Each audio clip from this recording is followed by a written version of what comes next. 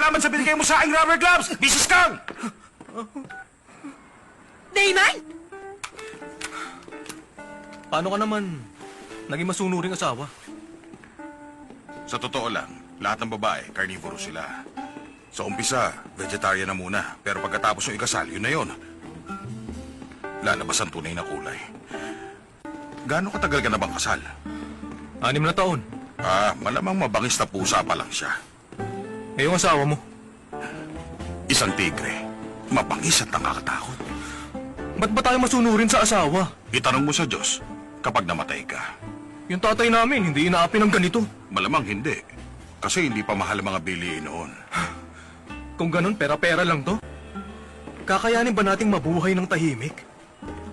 Kasama ang mga carnivores? Hindi ko alam. Sa totoo lang, feeling close na ako sa'yo. Hindi na kita masyadong